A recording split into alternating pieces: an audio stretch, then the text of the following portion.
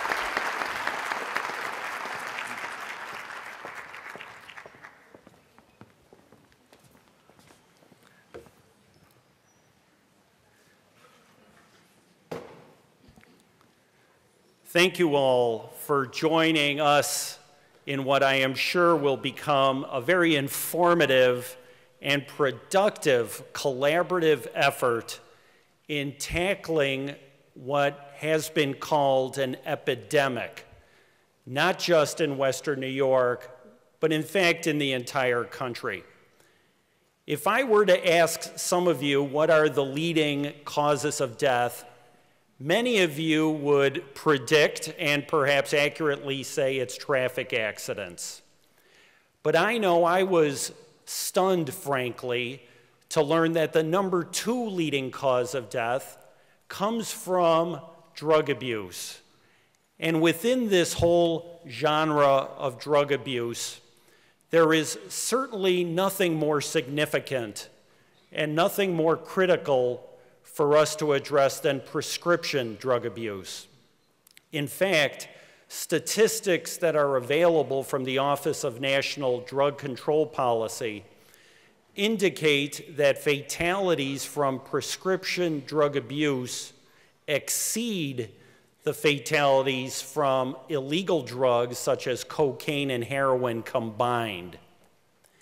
It's for that reason, as well as the future of the students and the other young people that are represented by the Clarence Central School District, who so beautifully sang that national anthem for us, that I think all of us are here today. It's not just a national problem. I have spoken to doctors, law enforcement professionals, I've spoken to treatment providers, I've talked to educators, young people, old people, veterans, urban, rural, everybody in Western New York seems to be affected by prescription pill abuse. And the question I always have is, can it get worse? Well, in April, there was a New York Times story that detailed the particular prescription drug problem facing one county in southern Ohio.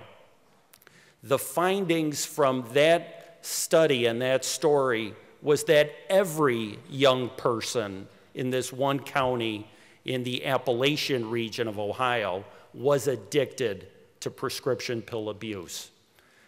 I don't think any one of us wanted to get to that point here in Buffalo. And by your presence here today, I sense and I see a commitment to doing what we can right now to address the problem. But the problem, as you will find, is amazingly complex. It begins with doctors who, after all, have licenses and can properly prescribe prescription pills for pain. It also includes other prescribers, such as dentists and nurse practitioners. There's the dispensing professions, such as pharmacies, that have a role to play. There's parents who need to monitor the pills once they come into their home, or to know and understand the addictive properties of what they are bringing into their residence. And then there's certainly educators who see students on a day-to-day basis, or other treatment professionals. All of those specialties, as well as all of you here, are together at this moment. We have representatives, not just on today's agenda from all of these disciplines, but also in the audience. And just a couple of people that I would like to mention. We couldn't do this program without our sponsors, who include Purdue Pharmaceutical and Independent Health. And also, I would like to specifically recognize the members of a committee who have been working long and hard since late spring to put together the most informative, productive agenda, and to find the speakers that you will find interesting. They've worked and put it together to this point. Dale Kasperzak, who is the resident agent in charge of the Drug Enforcement Administration, Dr. Paul Updike from Catholic Health Systems, Dr. Teresa Lawrence from the Clarence Central School District, William Bergen from Alcohol and Drug Dependency Services, Joanne Hudecki and Stacy Roeder from Kids Escaping Drugs, Navidita Coley and April Gamp from Independent Health, Dr. Christopher Jadok from the Duvall School of Pharmacy, Dr. Carl Fiebelkorn from the UB School of Pharmacy, Frank Scarpinato from Erie County, and from my office, the first assistant U.S. attorney, J.P. Kennedy, the law enforcement coordinator, Sam Palmieri, and my public affairs officer, Barbara Burns. Can we give the members of the committee a round of applause, please?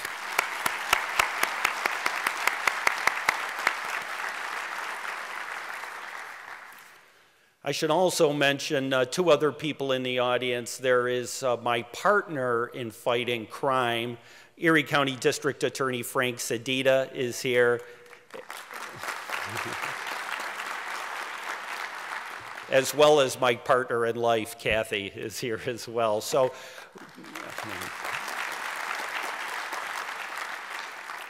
we have representatives, not just from all of the disciplines I've described, but from multiple levels of state, local, and federal elective office, because it's not only the problem that we are seeing right now, but it's also the solutions, and there may be the need for a legislative solution.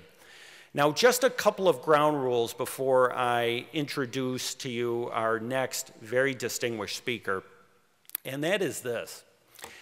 Throughout the program, you may have questions that you would like our speakers to address, and then also there's going to be a panel as you look at your agenda that is going to consist of our speakers and also a number of individual additional folks that hadn't had the opportunity to speak to you, but will be able to provide important information on such topics as proper disposal and other important areas of prescription drug handling.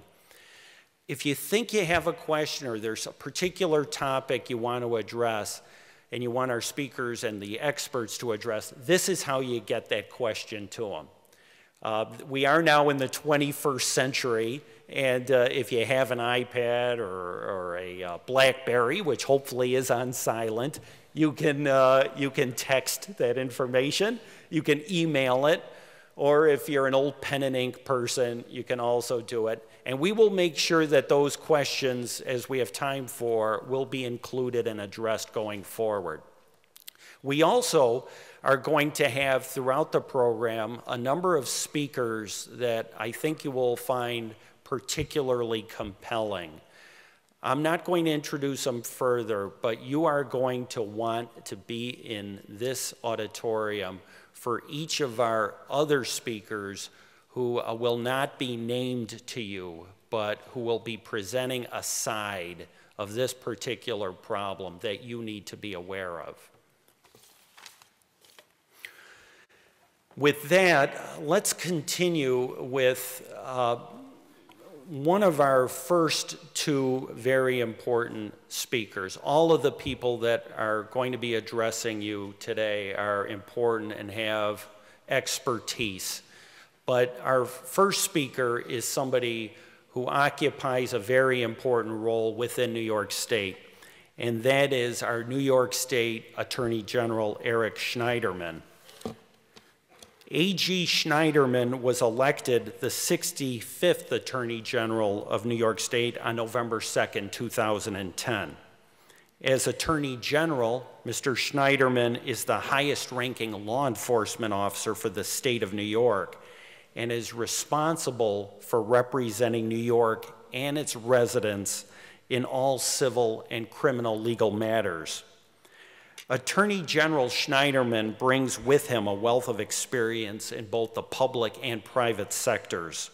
Before becoming our Attorney General, Mr. Schneiderman served in the New York State Senate.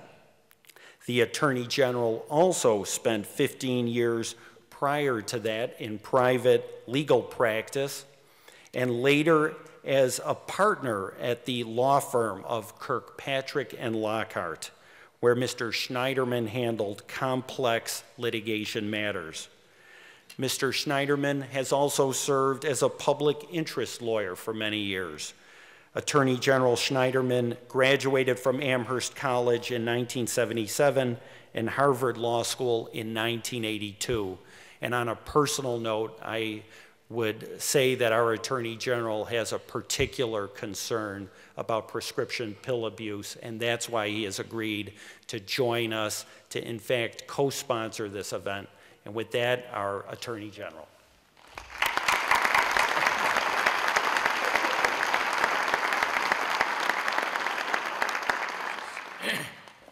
Thank you. I'm honored to be here today.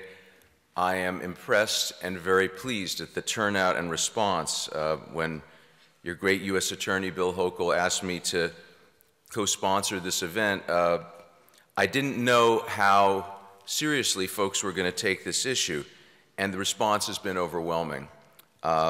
You have a great, really one of the nation's great law enforcement officers in Bill Hochul. I can tell you that he has a relentless commitment to protecting our communities from the plague of illegal and increasingly legal drug abuse. So thank you, Bill. Thanks to the University of Buffalo and the committee that put this together. Let's get to it. As Bill mentioned, I did a lot of public interest work many years ago before I got involved in politics. And I learned that when you're dealing with drugs, you've got to be prepared to adapt to the times. When I went into private practice, there was a crack epidemic in New York. And one of the first things I did with the team of pro bono lawyers I was working with was to set up a program to represent community groups and block associations to help evict and shut down crack houses. That was the problem of that time. Those communities now are loaded up with Starbucks and yuppies. That epidemic ended. You move on to the next thing. But I think that to a certain extent, because it starts out in an area of legal drugs, the epidemic of prescription drug abuse has kind of snuck up on a lot of people. In the last decade, the US population grew by about 13%, but prescriptions for potentially addictive pharmaceuticals grew by 151%. The United States, this is a staggering statistic, has 4% of the world's population, but we consume 80% of the legally prescribed opioids in the world. 4% of the population consumes 80% of these dangerous drugs. So this is a problem that is coming. If law enforcement has to adapt to it, we have to figure out ways to partner with people in the healthcare industry, the insurance industry, with families and educators to address it. It's a shocking increase, and the response has to be more conferences like this and then the action that comes out of these conferences. So I'm excited to be here with you. I have to acknowledge that your local newspaper has done more to call attention to this issue than any other newspaper in the state. And in fact, Western New York does have a particular problem. There is a much higher rate of prescribing oxycodone, hydrocodone, and fentanyl in the 8 counties of Western New York than in the rest of the state. Something that needs to be addressed. But, ladies and gentlemen, this is truly a national problem. I was at a meeting of the National Association of Attorneys General a few months ago, and what was striking was that this is a very diverse country. A lot of the states are very different. But when you hear the attorneys general from North Dakota, Hawaii, Arizona, Florida, Illinois, all talking about the same problem, you know this is a national problem, and the problem of the diversion of prescription drugs into the illegal drug market is on everyone's mind. So, look, this is a different kind of drug problem, and it's more similar in a way to the problem of illegal guns. All these products start out as legal products.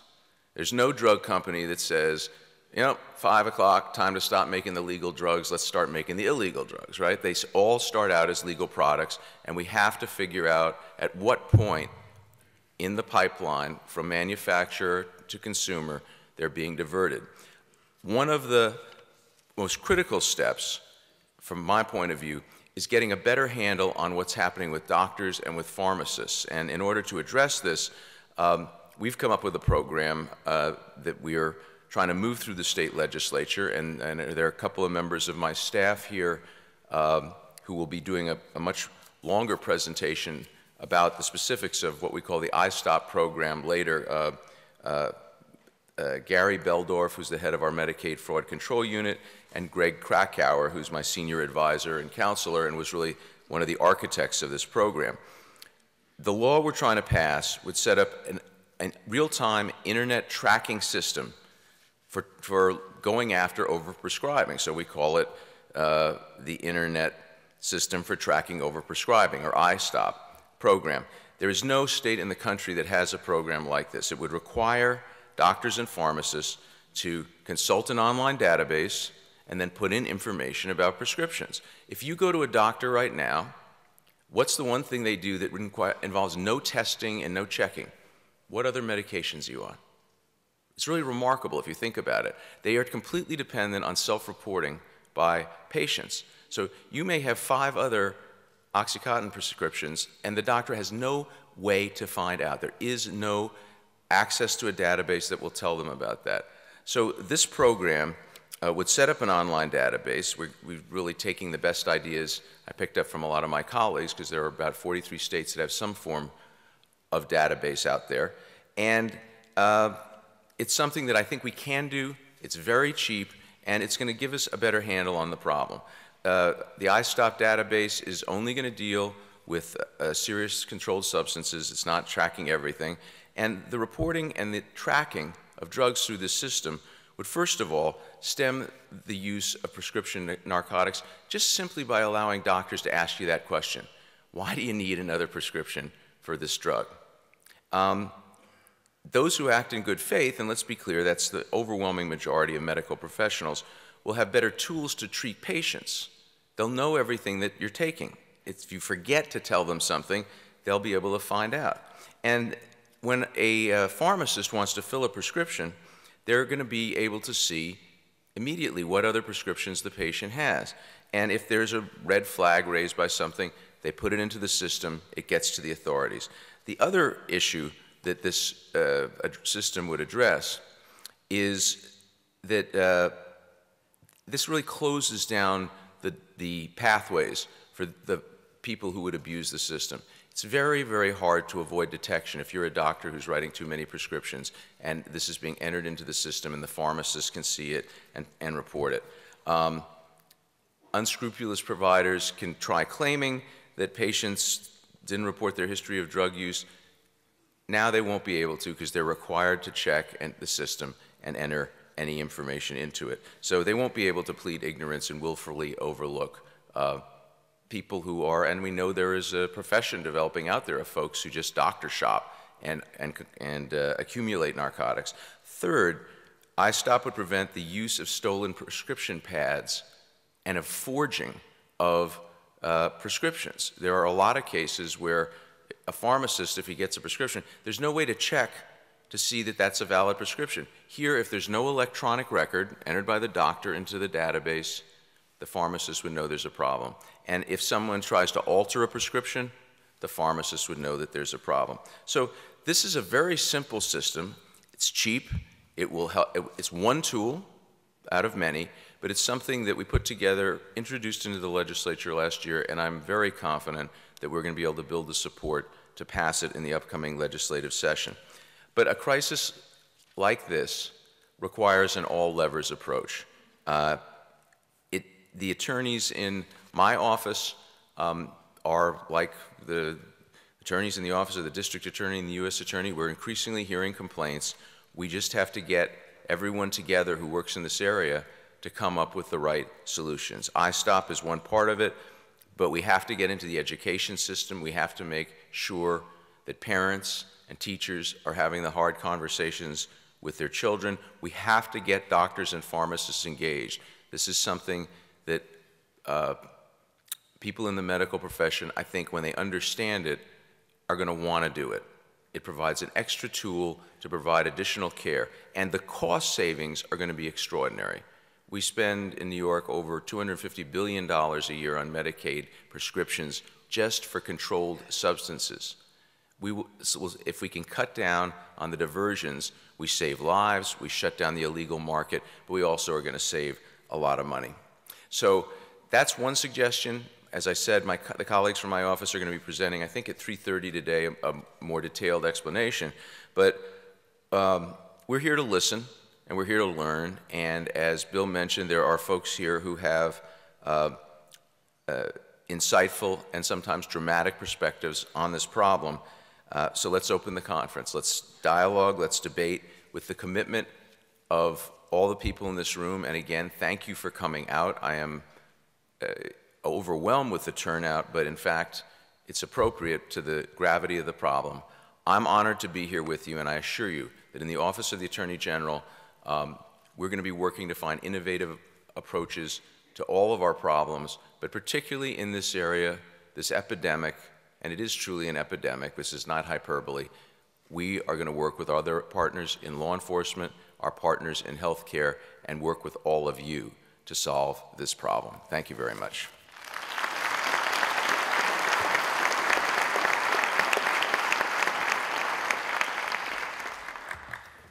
Thank you, Attorney General Schneiderman.